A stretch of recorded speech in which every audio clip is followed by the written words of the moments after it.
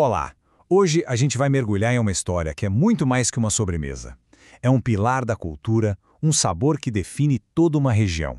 A gente está falando do sagu, um prato que, lá no sul do Brasil, é sinônimo de casa, de família e de celebração. Bom, para começar, vamos pensar numa coisa. O que realmente faz um costume virar uma tradição? Será que é só a repetição, a história por trás, ou o significado que a gente coloca naquilo?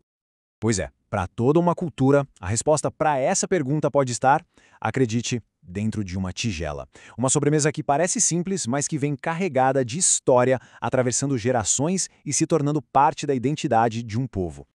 E é exatamente aqui que a nossa história começa de verdade.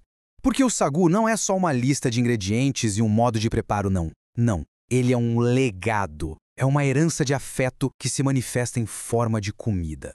E o ponto principal é este. O sagu está sempre presente nos momentos mais importantes.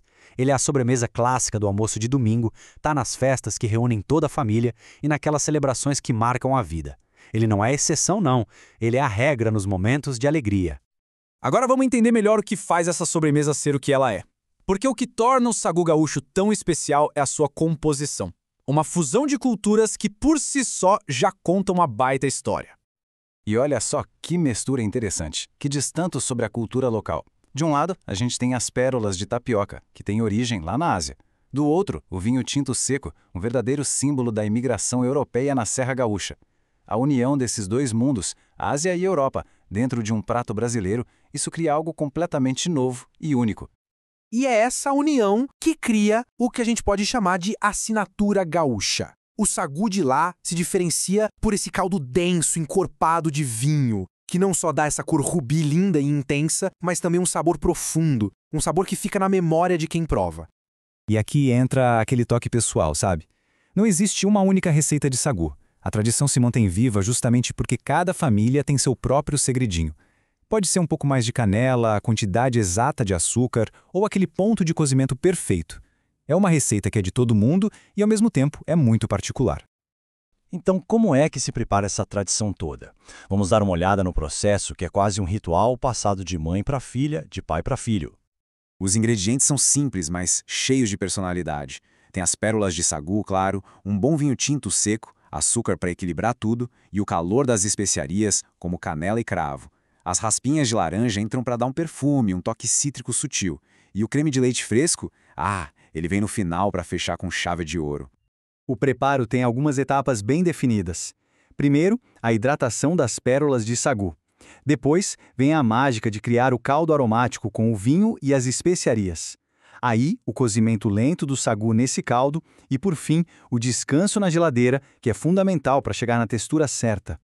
E esse número 40 é super importante. São mais ou menos 40 minutos de cozimento em fogo bem baixinho, mexendo de vez em quando, até aquelas bolinhas brancas ficarem transparentes. Isso mostra que a paciência aqui não é só uma virtude, é o verdadeiro ingrediente secreto para o sagu perfeito.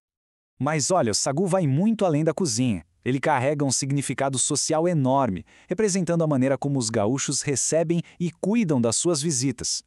E o ponto essencial é este. Numa casa gaúcha, quando servem sagu para uma visita, isso é um gesto de carinho, de apreço. É um jeito de dizer, seja bem-vindo, e sua presença é importante para a gente, sem precisar de uma palavra sequer. E a forma de servir completa todo o ritual. Aquele creme de leite fresco por cima não é só para ficar bonito, não. Ele cria um contraste incrível entre o sabor doce e intenso do caldo de vinho e a acidez suave e a textura veludada do creme. É o equilíbrio perfeito na boca. No fim das contas, o sagu é exatamente isso. É a pura representação da hospitalidade gaúcha. É, como diz a citação, aquele abraço acolhedor que se traduz em sabor e tradição. Uma metáfora perfeita para descrever a sensação que essa sobremesa provoca. E tudo isso leva a gente a uma reflexão, né? A história do sagu é sobre um sabor que aquece o coração de um povo. Isso faz a gente pensar, qual é o sabor que tem esse mesmo poder na nossa vida? Qual gosto transporta a gente para um lugar de afeto, de memória? Fica aí a reflexão.